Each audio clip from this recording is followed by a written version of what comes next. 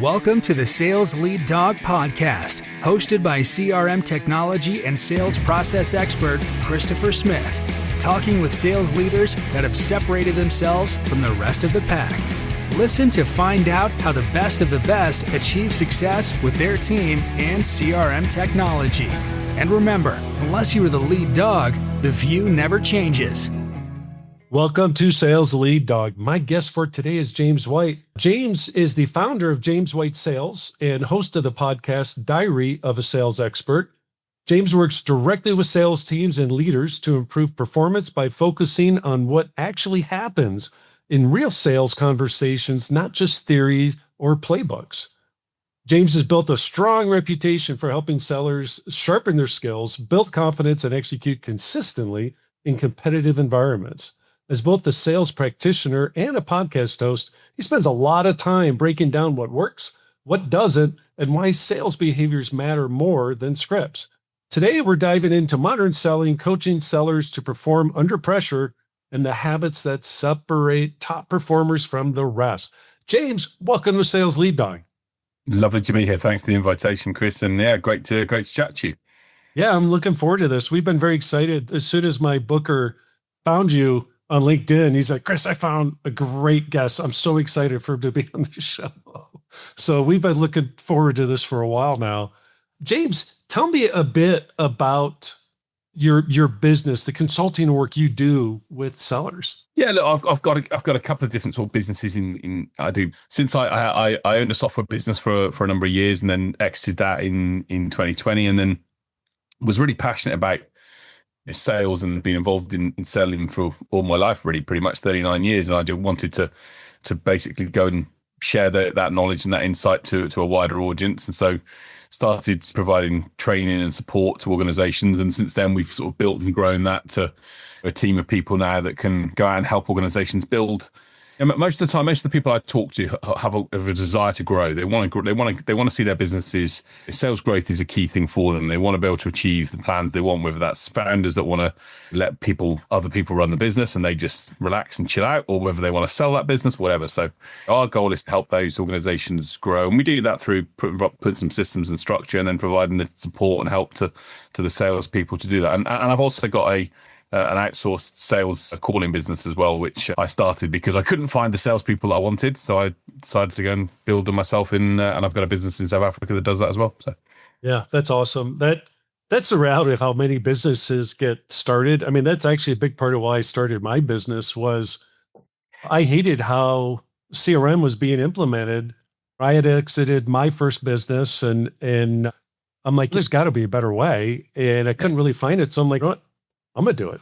So I think that's how a lot of businesses like ours get founded. That's great. Sorry. I was going to say it is. And it's one of the things I also think about for me, it's about honing in on the vision that you've got. So for me, it was really clear. I had a vision for a long time about what I wanted.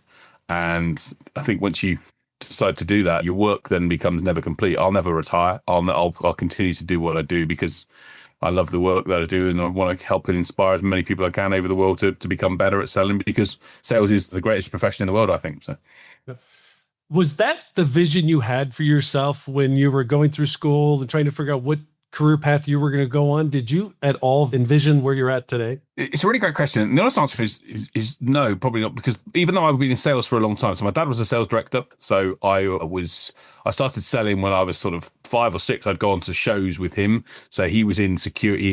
He worked for a company called Chubb, who you might know in the US. Then Chubb was a security company based in the UK, obviously, as well. And he was a sales director for them. And I used to go on the stands in the shows and talk to people when he did that. And back in, obviously being in the UK, my mum and dad were very keen on getting me to go to work early. So I started working on a market stall when I was 11 selling shoes. So for me, as you can tell, I'm a bit older now, Chris. And so I've been doing sales all my life. And I guess for me, I've done a number of different sales jobs. I've done some of the hardest sales jobs in the world, and I've done some of the easier ones. But yeah, look, I think when I look back, I had a period of time when I went into a bit more product sales, product marketing, I was head of marketing and sales for a couple of IT companies for a little while. But sales has always been the passion that I've loved. And funny enough, I was actually, it's an ironic story. My dad, he's 81 now, but he pulled out, and I was in his house the other day, and he pulled out some of my school reports. And so this is back in 1987, right? So this is sort of 30, 40 years ago. And I was looking through some of the reports, and it was like, James likes to talk a lot. James likes to talk too much sometimes with other people in the car. So I was thinking, yeah, you could tell probably then I was going to be a sales guy, right? So That's funny. What are some of the things, are there any consistent themes or topics or issues that you're seeing with the companies that reach out to you and say, James, we need help? Yeah, the audience I tend to work with a lot of times tend to be software. I built a software business, and software and tech tend to be. And I was in a technology firm when I in the first 7 years of my career before I started my own business in 5. So I tend to do a lot of work in the technology software space. And I guess one of the challenges I think happens in a lot of cases is that a lot of the owners of those businesses tend to be quite mechanical in their sales approach. So they see sales as a function, not as a relationship. And one of the things that they can sometimes do is get a little bit, they find it strange sometimes why things don't go in the systemized way they want it to be. And one of the things I spend a lot of time talking to them about is how relationships and emotion and people don't buy in a linear step-by-step by engineering sort of technical way. People buy in a different way. So helping people understand that through emotional intelligence and understanding the audience they're engaging with is key. But also the systems are critical, and we know systems are important for to make sure that we're taking people through that path and that journey. But I think one of the things that I notice a lot is that I call it emotional in sales intelligence. I don't think is that high sometimes. I think people act in a way that I think is, what's the best way, that they can lose opportunities quite quickly by acting in the wrong way when they approach people and engage with people, mainly because it's a skill set or a characteristic set. So that's one of the things I find sometimes more challenging in a lot of the companies that we work with. The founders are great, they're brilliant people, and they're great at building what they've built, but that ability to understand how sales is done with people that are different to them is sometimes not always there. Can you break down for the listeners, what is emotional intelligence? Yeah, look, so Daniel Goleman in 1969 wrote a brilliant book around emotional intelligence, and I just added the word sales in the middle, and I did a video on it on my YouTube channel, and because I think the concept of emotional intelligence is and it's really interesting. So I read once that Sundar Pichai was appointed the CEO of Google, not because he had the highest IQ, but because he had the best EQ.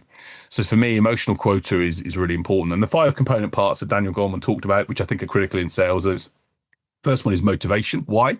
What's your why? Why do you want to do what you do? And what's your reason? I call it the duvet chuck. What's the reason for getting up in the morning and getting on with things? And for a lot of salespeople, that's about making money, which we all know sales is about making money. But if money's your only goal, then I think it suddenly becomes a bit of a vacant life as you get older. The second one is socialization. So how do you build relationships? How do you start to get to know people and communicate and engage and build friendships and relationships that you can use to develop? The third one is all about self-awareness. So have you got the ability to really know what's going on and spot and see signals? So you're presenting to a prospect or to a client or to someone in a pitch, and they start looking at their phone or they start looking disinterested. Do people carry on, or do they say, actually, I might need to think about this and adjust my approach? Self-control or self-emotion, so the ability to shut your mouth. Most salespeople struggle with that. They find it difficult to, someone says to you, your price, that price is a bit not quite what we want, or it's a bit higher than I thought. Oh, well, the reason it's, and they go into monologue rather than actually using their brain to control what they're going to do and using the fight, flight, and freeze method. And then the final one, which I think is probably one of the most important, if not the most important of the 5, is empathy. So can you put yourself in the shoes of your buyer? And I always say to people, your job as a salesperson and in any bit is to be a fly on the wall in the brain of the buyer. So what I want to be is a fly on the wall in their brain. I want to be like thinking, reading their mind. What are they thinking? What are they thinking at the moment? What's their concerns? What's their worries? What are the things that are going on in their head that make them feel not sure about this or feel sure about it? So our job as a salespeople is to be that fly on the wall in the brain. And you do that by having empathy and thinking and seeing things from their perspective. So if you have those 5 skills, then I think as a salesperson, you can thrive much more than maybe if you don't. So how vulnerable do I have to make myself as a seller to develop strong EQ or the emotional intelligence? How vulnerable do I have to make myself to become good at that? Really, really vulnerable. I'm a big believer in I have some personal values. I have 6 personal values that are really important to me. And one of those is accountability, right? And one of those values is when something happens that goes wrong, whose fault is it? Invariably, it's mine. Okay.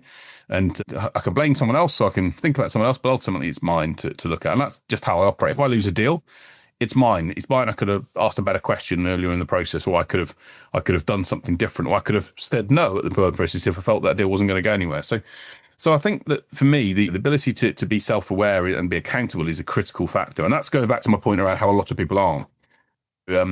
I do a lot of training. I do a training course based around Thomas Ericsson's book, Surrounded by Idiots, and around sort of styles of people. And one of the things I sort of talk to people, a lot of people will say in a sales situation, oh, they were an idiot. They did it. And I'll say, well, they the idiot, or is it because you didn't adapt your style and approach to the way that person was to get the right result that you wanted? So I think it's a huge thing, and it's a thing that a lot of people struggle to do in general, right? We've got leaders of the modern world that don't like to do it, right? So let's be honest here, we've got people in power, and I'll be blunt, you've got a president in the US that doesn't like to look himself in the mirror and blame anyone else. It's always someone else's fault, not him. Now, I'm not being political, but sometimes it's hard for people to then think it's someone else's issue.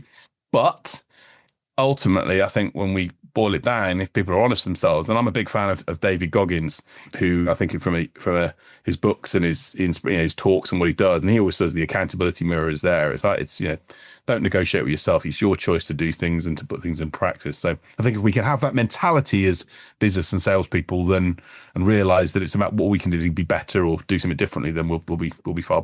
We'll get more chance of success than just saying it's someone else's fault all the time. Yeah.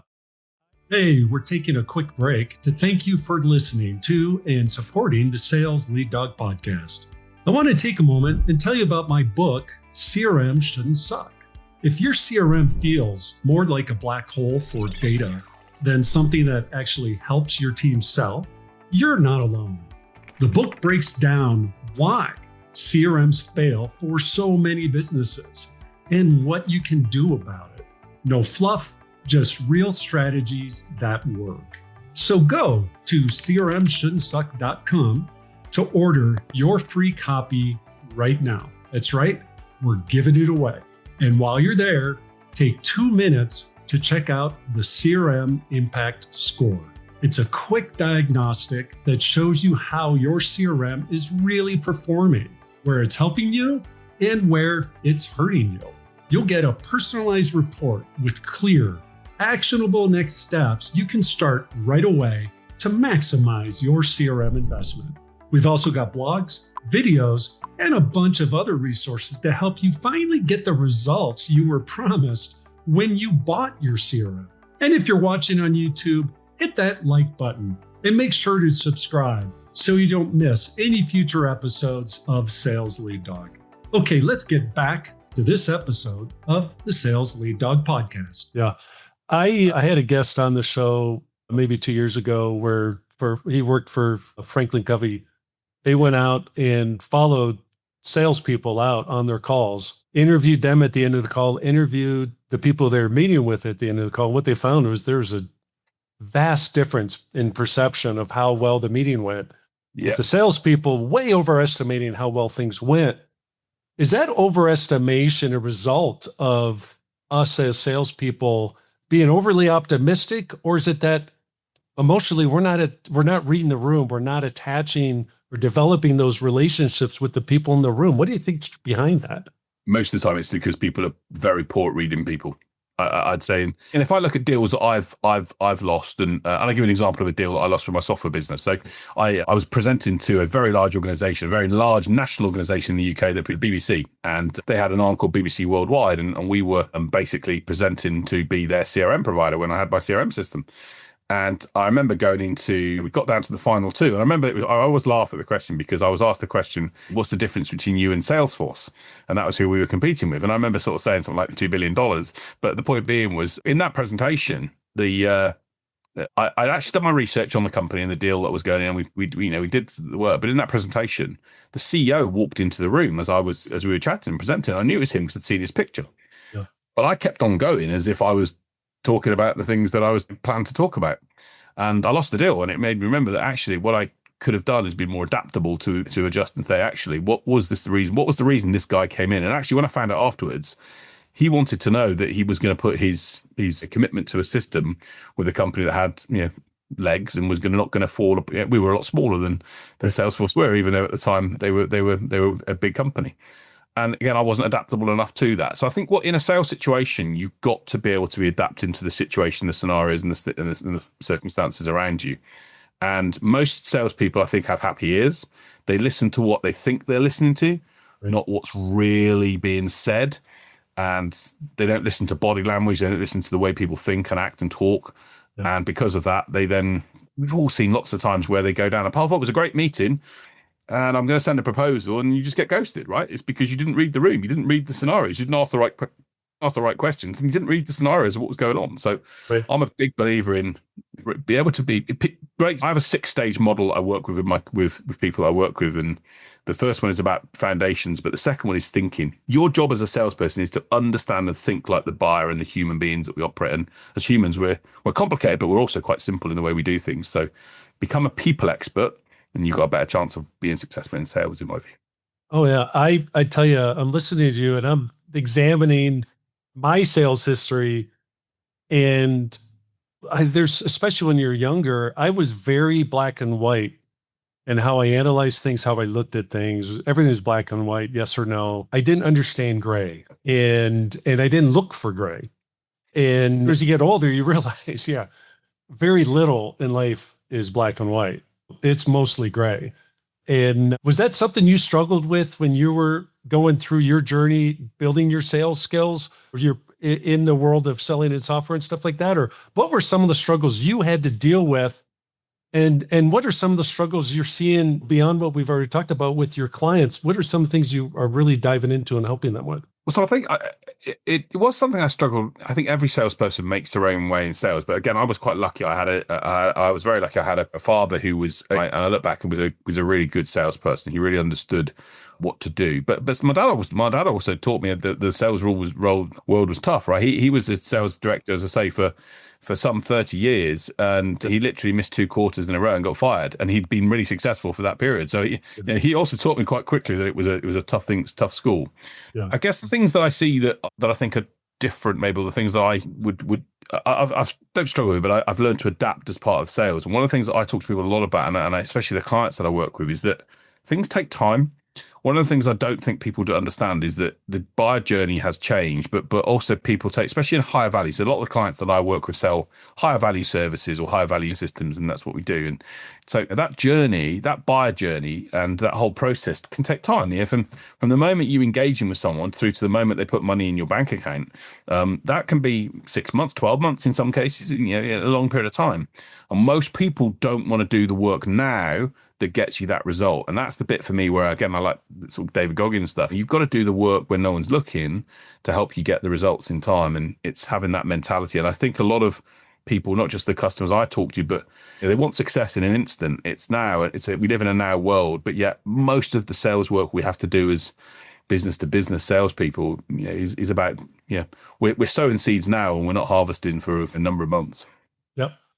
Is it hard to sell to salespeople? Depends. I remember going and doing I've been going for about 3 years in my sales training role, and I went and gave a presentation to I met a sales director. He was a lovely guy. He was a wonderful chap. And I remember going and presenting at a hotel in Surrey in the UK to his sales team, and there was 25 people in the room. And I went in, and we had a morning session and an afternoon session. And basically, in the morning session, I had about 15 of these guys that were in this room, who were all, I wouldn't say old, but we're all pretty much like, we don't need it. It was defensive language. It was like this. It was like, what's this guy all about? I don't know. What was it?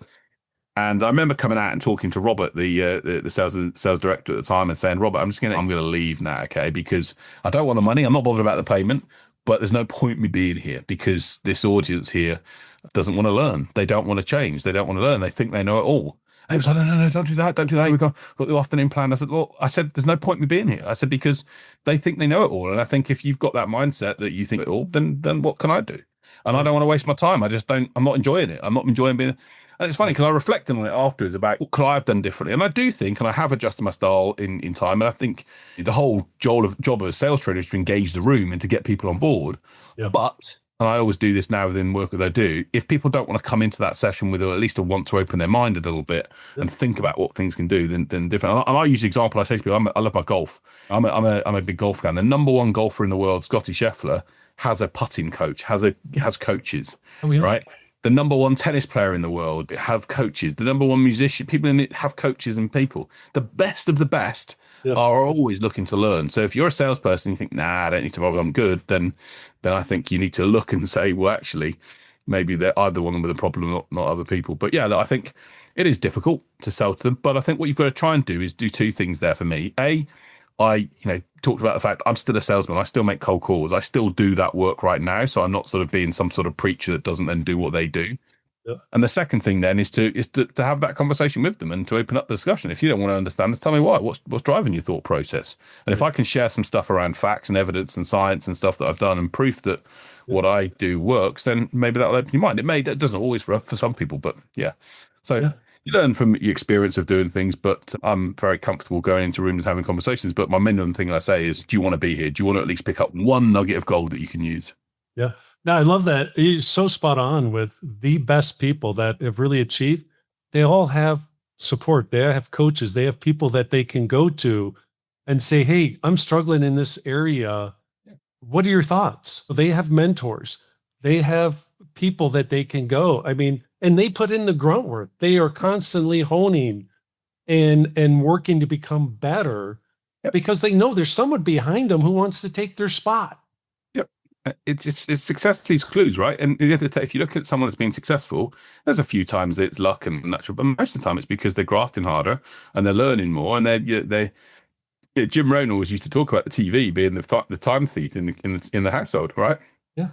And don't get me wrong, that's fine if you want to watch TV. That's cool, but if you want to, there's some people that will watch TV, and there's other people that will be watching a webinar on how to improve, or watching listening to a podcast on how to improve. It depends on your mindset, right? So I think especially in the modern world now, right, we're in an age where AI and robotics and so much change is happening, and so much technology is impacting the way people do things. If you're not a salesperson that's keeping aware and alert and alongside that pathway, then I think, well, I'm a bit like, it's good luck to you.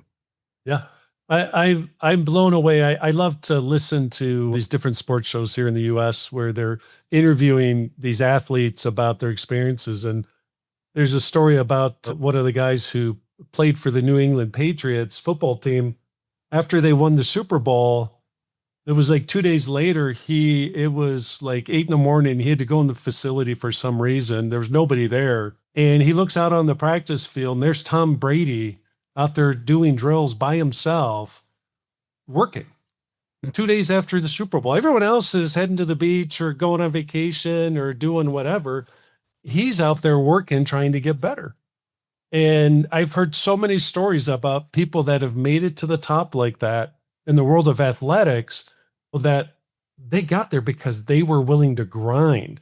And I think it's the same as a salesperson, that you constantly have to be looking, where can I get better? Where are my gaps? Because it's constantly changing. There's nothing about our world that's static. Right. So why are we choosing to be static? The better never stops, right? And if you've got that mindset, it depends. And that's what I'm saying. It goes back to, so I as I say, the 6-stage model that I use, the number one thing I start with people is your vision and why. What's your reason for doing this? What's your reason for doing it? Because if you can't create yourself a rationale that makes sense for you or that gets you feeling excited, then ultimately it's going to go. And I call it the hidden 10%. So I think once you've got that vision and why that's different to just trying to sell something, it comes through in your pause. It comes through in the way you interact with. If you really care about, I think sales is about problem solving and helping people achieve goals, problem or desire. So if you can help people achieve stuff and solve a problem, be passionate about helping them do that, I'd be more focused on that than the money, then the rest comes. And one of the things I say to a lot of salespeople I work with, if you talk to a lot of wealthy, and I've got a lot of friends that are business people that are very wealthy. I remember someone said to me once, "Oh, if I had their money, then I wouldn't work." And I'm like, that's why you'd never have their money. Yes. Because for them, it's not about the work. It's not about the money. Some of my wealthiest friends are they live some of the stingiest, tight lives than there is, because for them, it's about the achievement. It's about other factors. The money's a byproduct. Yeah, exactly. They're not getting the pleasure from the result. I mean, there is some level of satisfaction in that, but they know that's fleeting. It doesn't last. You know, 100%. And look, in sales, and again, some people you can have. There's a great quote actually. I remember in can't remember which book it was now, and they talked about the sales guy who's always buying the new car, and always buying a brand new watch, and always have this flash lifestyle. And he was talking to someone, and this, he was taking two salespeople, and this salesperson that obviously didn't have the flash watch and all those nice things, and they were having a discussion, and he said to them, I've got one thing that you'll never have. And this guy was like, no, you can't have. And he says, I'll have enough.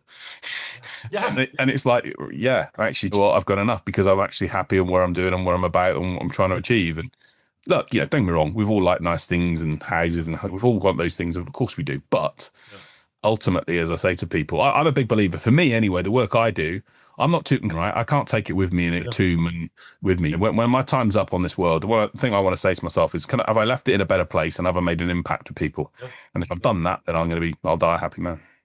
Is that your favorite thing about the work you do? What you just said? 100%. The best feeling in the world is when I have people message me or put on my YouTube channel or on a podcast or whatever, and you get this, obviously doing the podcast as you do. When someone says to you, I listened to your podcast today, or I watched the video, or I followed something and I got a result from it. In fact, I'll read you out actually, because it was something that really struck me. I had a message from a sales guy. So I did some training from it with an insurance company around about 4 months ago, something like that. So it's around, let's say 4 months ago. I'm going to say that around that 4 months time frame.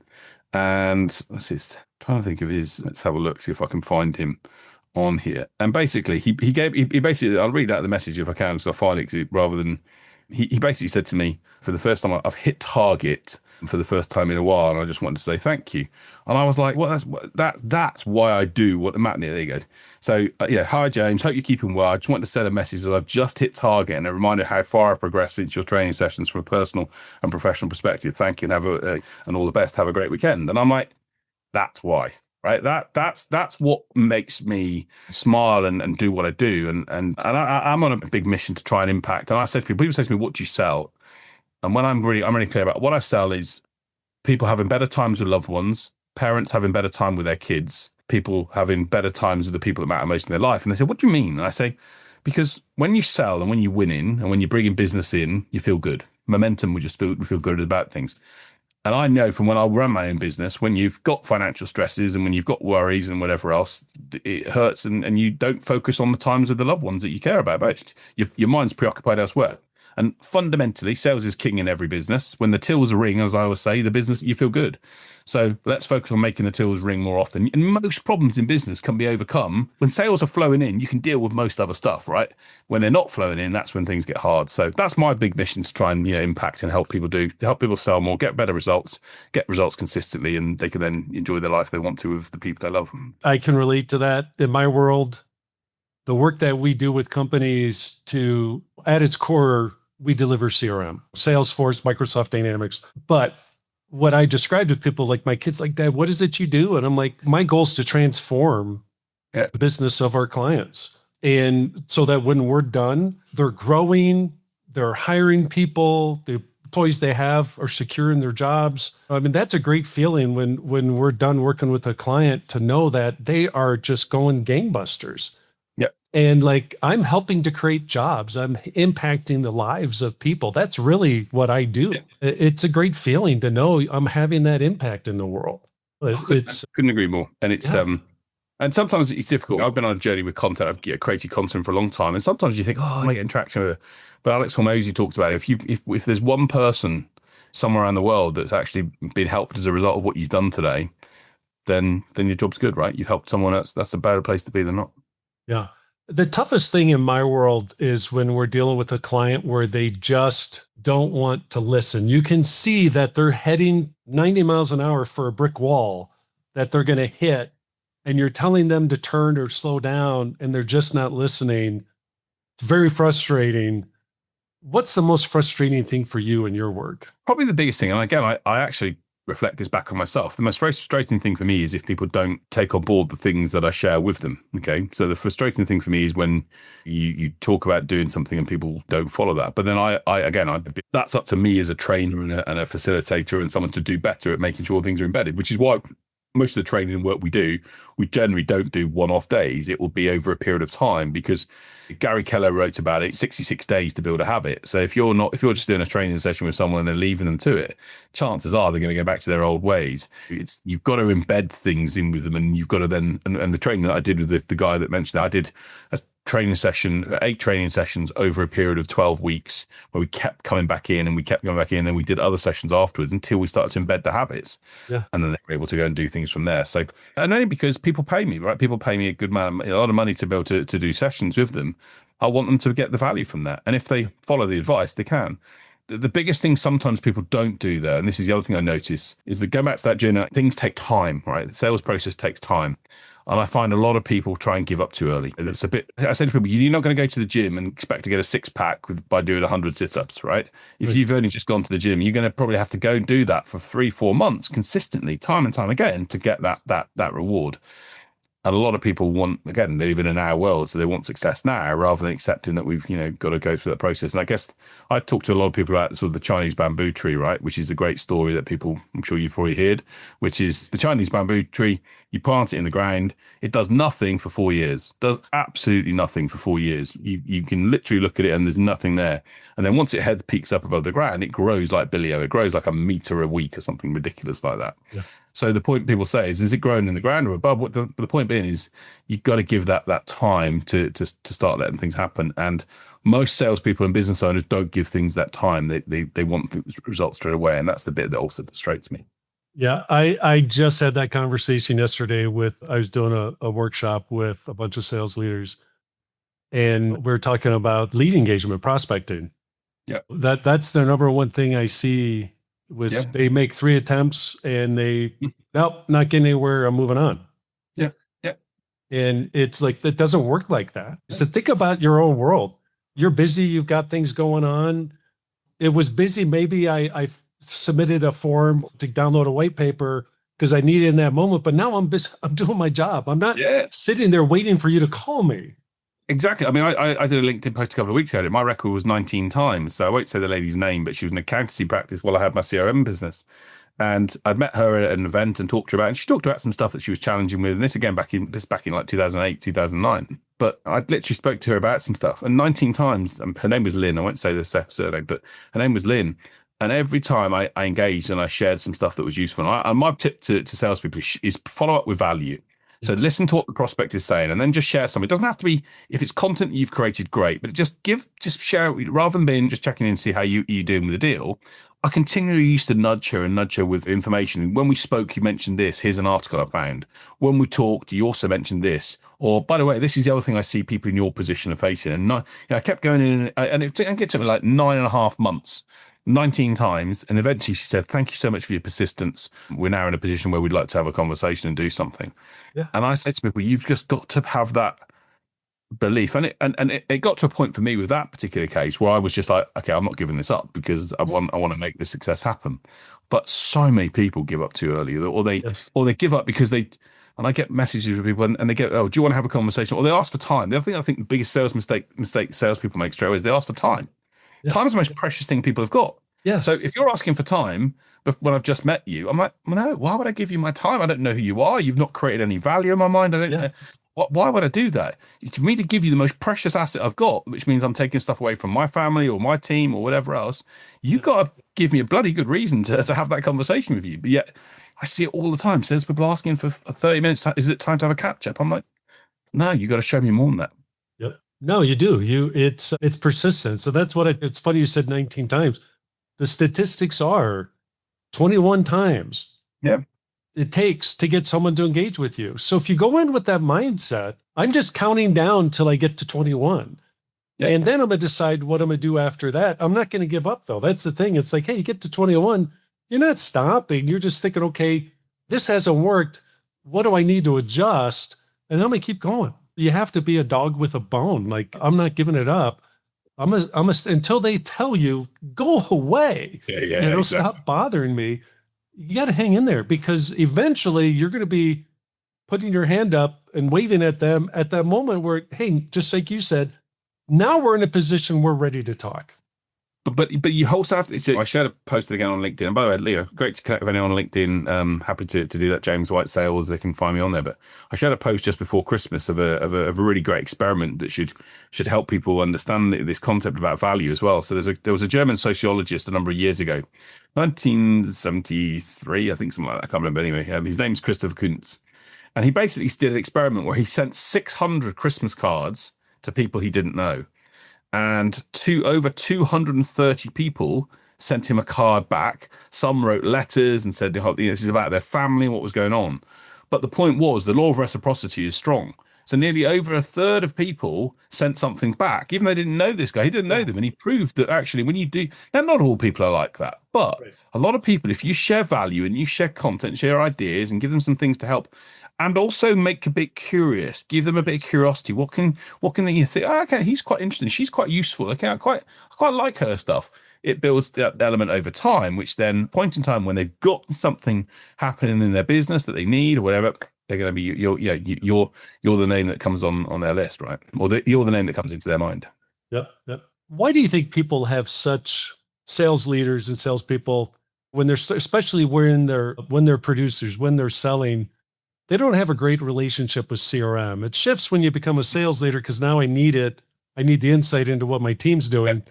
But why do you think most salespeople have such a bad relationship with CRM? Great question. And it's one that I think I know the answer to based upon human psyche. And most salespeople tend to be in what I would call influential. Their style is not necessarily focused on data and analytics. Their style tends to be about people and engaging and doing things in a way. So the antithesis of that in a way, and therefore anything that requires that sort of data or entering information or keeping records updated means they're not doing what they'd like to be doing, which is to talk and build relationships and whatever else. So I think it's one of these things that happens. The thing I say to people about sales, CRM systems, is you've got to make it something. You've got to make it valuable for them. You've got to give them a reason as to why it can be something that can help them do. And when I used to, sell the CRM that I had, I used to say to people, look, here's why this could be useful for you. Here's how it can be useful. And I used to do a training session where there's a guy called Dominic O'Brien, who's the world memory champion. And I used to say, Dominic O'Brien can memorize 53 packs of cards at every single card in a row. And I used to say to people, unless you're Dominic O'Brien, you're not going to remember every single contact and conversation you've had with people. But yet, guess what? Your CRM, your customer relationship and management system is the beautiful place to do that. And if you can remember in that system that customer was a fan of the Denver Broncos or was a fan of a certain baseball team or was going out to dinner with a restaurant with his family, then you can utilize that in a conversation when you then speak to them. And follow up. And there's a great Maya Angelou quote. People I can't remember exact word. People forget what you told them and what you say, but they'll never forget how you made them feel. Yes. And actually our job in sales is to make that person feel, I really like that guy. I really like that person. If delivered in the right way, you'll bring people on side and it can make a difference to you. And that's how I would sort of say to salespeople to do it. Another way, and if they didn't then do it, I should be like, as a sales leader, I've been fine, no worries at all. You don't get paid commission if it's unless the deal's on the CRM. So I was like, carrot and stick. I can give you the positive for it, but the negative part of it is I'm paying you to do a job. This is what it needs to be. And if you want the commission on the deal, the information has to be there. And in the end, again, going back to that 66 days of the habit, once people build the habit of doing it and become second nature for them. But CRMs also have to be usable and all those other things, and as we know. So yeah, the message of why. I talk about that all the time, that it's a fundamental element of driving adoption of your team, that you have to give them a reason to use it. Yep. Beginning with, it's going to add value to your job. It's going to help you. And I think that's where a big disconnect, what I see is a lot of times CRM's built for the sales leaders to track what people are doing, but it's not really built to help them sell. Yeah, there was four things I did an article in that CRM. There are 4 things that I think a good CRM implementation. The first one is leadership involvement continually. Yes. I.e., when the system's implemented, the leaders are looking and using it. You can't if your sales team aren't looking at the CRM, but you're looking at it. You clearly get to a stage where I'm looking at the deal right now and I can't see your lead on there. You'll get salespeople to act if they know their leaders are doing it. Second thing was engagement with the team and champions. So how do you involve people in the ground up in the process so they can see what it's for? The third thing was making sure that the list of what you're implementing, go through what I would call your must-haves and your nice-to-haves. What are the things that must happen on the system that keep everyone in the same place? And what are the things that are sort of nice-to-haves that people can use?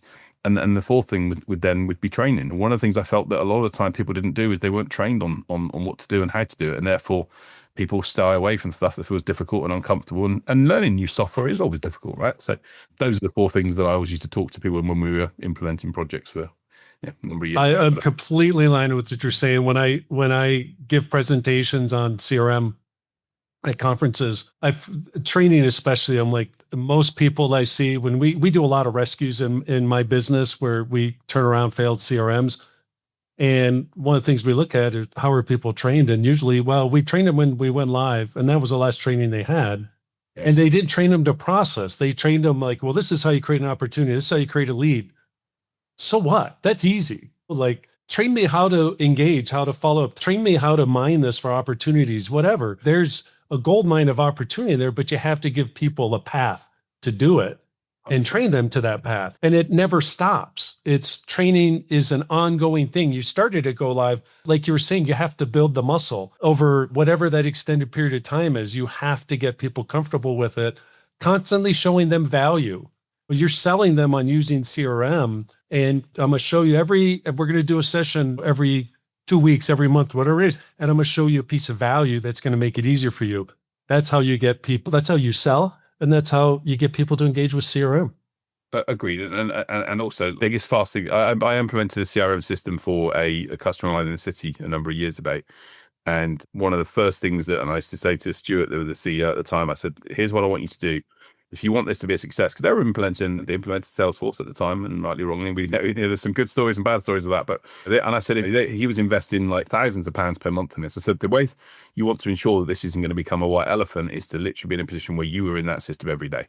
Yes. Okay. And so if you're in that system every day and are looking at stuff and are starting to see and ask questions, yes. When you go and have questions and say, and he used to go to meetings and talk to a couple of the sales guys and I see you had a deal the other day that you created with such and such, and you could see the shock on the sales guy's face. What do you mean? He's look, I had a look at your deal. And by the way, interesting. What made you have that conversation with them about this? And it was at that point people were starting to go, oh, okay. And I said, that's the way. And it took him, in the end, he would use it and look at things. And sometimes people say to me, oh, it's too much detail. No, if you want to lead, you've got to get people to realize that this is part of it. Because it's the company Bible, right? It's the information to store. And as I always say to people, it's the information about your most important assets, your customers and your prospects. Yeah. James, we're at our time here on Sales Lead Dog. I really enjoyed our conversation. It's been terrific. If people want to reach out, connect with you, if they want your help, if they want to learn more about how to improve the operations of their sales team, what's the best way for them to do that? Yeah, sure. Eddie, feel free to reach out to me on LinkedIn. My website's www.jameswhite.business, just www.jameswhite.business. Or you can search for me on YouTube, James White Sales. There's a YouTube channel. There's over 700 videos there.